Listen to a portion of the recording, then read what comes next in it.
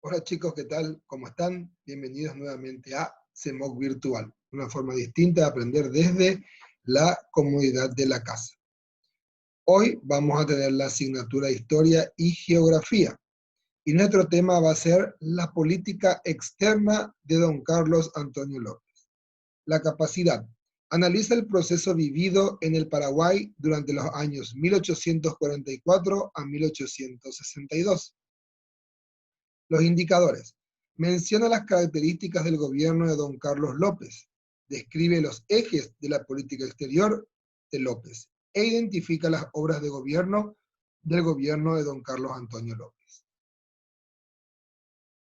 Vamos a empezar hablando de las relaciones con el vecino país Brasil. En esa época era el Imperio de Brasil. Brasil reconoció la independencia nacional en el año 1844, gracias a las gestiones de don Carlos Antonio López y a consecuencia de las pretensiones argentinas que había sobre el Paraguay. En 1850 se firmó el Tratado Varela-Bellegarde, que constituía un apoyo entre Paraguay y Brasil contra la Argentina. A pesar de las buenas relaciones, el representante brasileño en tierras paraguayas seguía apoderándose del territorio nacional poco a poco. Él mismo fue expulsado por don Carlos del país. Dicha expulsión no fue del agrado del emperador brasilero, por lo que ordenó la movilización de sus tropas hasta la frontera con el Paraguay.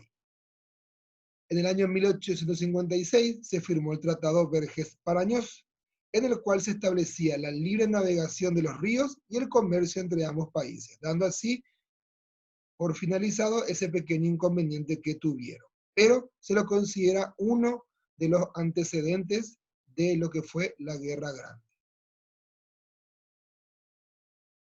Las relaciones con la República Argentina. Las relaciones diplomáticas entre el Paraguay y la Argentina de la época no eran las mejores, sobre todo porque el presidente argentino Juan Manuel de Rosas consideraba a nuestro país como una provincia de la Confederación Argentina. Ya bajo el gobierno del general Urquiza, en el año 1852, se reconoció la independencia paraguaya.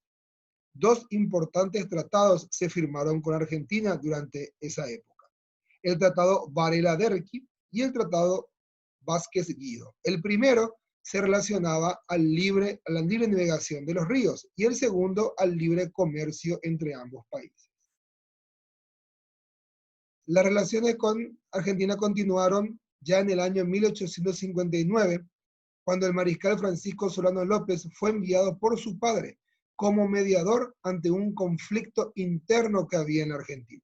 Él mismo logró de que la Argentina se unificara después de muchos años de separación, ya que Buenos Aires tenía unas intenciones y el resto de la Confederación Argentina tenía otra. Entonces el mariscal se encargó de solucionar y que la Argentina fuese un solo país.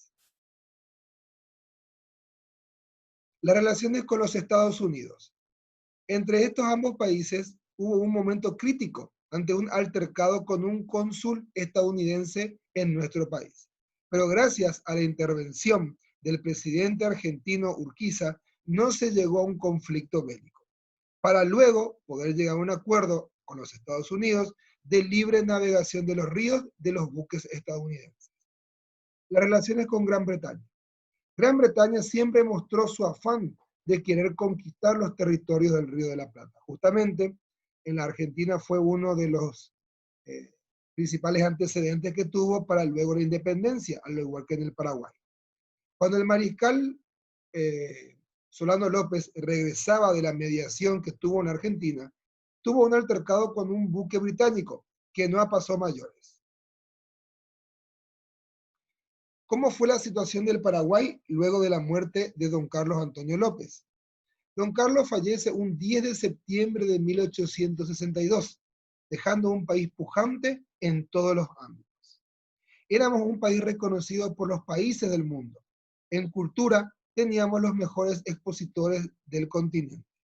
Y en lo económico se logró desarrollar de manera notable la agricultura y la ganadería, como así también la industria y el comercio. Y fue todo esto justamente lo que a muchos de los países de alrededor no les gustaba, que Paraguay, un país tan chico y sin salida al mar, pudiera tener tanto, pero tanto desarrollo económico. Y fue así también de que fue uno de los puntos clave para que pudiera ocurrir la Guerra de la Triple Alianza. Así culminamos la clase de hoy. Vamos a trabajar en el libro, en las páginas 53 y 54, con el tema que acabamos de ver recién. Y vamos a realizar la página 55 de autoevaluación. Cualquier consulta la pueden hacer al privado. Hasta la semana siguiente.